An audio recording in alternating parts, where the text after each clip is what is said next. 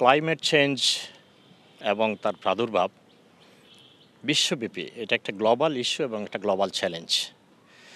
সেই ধারাবাহিকতায় সেই চ্যালেঞ্জকে মোকাবেলা করার জন্য আমাদের বাংলাদেশ সরকার, মাননীয় প্রধানমন্ত্রী জনাব তারেক রহমান সাহেবের নেতৃত্বাধীন গভর্নমেন্ট বাংলাদেশটা অন্যান্য দেশের তুলনায় ক্লাইমেট চেঞ্জের এই প্রাদুর্ভাবের মুখে আরও বেশি ঝুঁকিপূর্ণ, আরও বেশি চ্যালেঞ্জিং, যে কারণে তিনি একটি সময়োপযোগী সরকার গঠনের সাথে সাথে একটি সময়োপযোগী সিদ্ধান্ত নিয়েছেন, একটা ইনিশিয়েটিভ নিয়েছেন এই চ্যালেঞ্জকে মোকাবেলা করার জন্য এবং এই রিস্ক থেকে দেশকে বাঁচানোর জন্য, জাতিকে বাঁচানোর জন্য, আরও বেশি পরিবেশ বান্ধব করার জন্য, জনগণের সচেতনতা বৃদ্ধি করার জন্য এবং জনগণের সচেতনতা বৃদ্ধির মাধ্যমে দেশের মানুষকে পরিবেশ বান্ধব এর মাধ্যমে, জনগণকে পরিবেশ বান্ধবের মাধ্যমে তিনি যে পরিকল্পনা হাতিয়ে নিয়েছেন।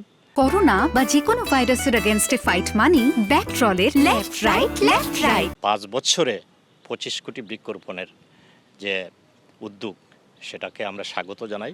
যেহেতু বাংলাদেশ রেড ক্রিসেন্ট সোসাইটি একটি অক্সিলিয়ারি সংস্থা গভর্নমেন্টের, সেই কারণে আমাদের অনেকটা দায়িত্ব রয়েছে। আমাদের দায়িত্ববোধ থেকে, আমাদের অবস্থান থেকে আমরা সরকারকে সাধুবাদ জানাচ্ছি এবং সেই ধারাবাহিকতায় আমরা আজকে এখান থেকে আমরা উদ্বোধন করলাম।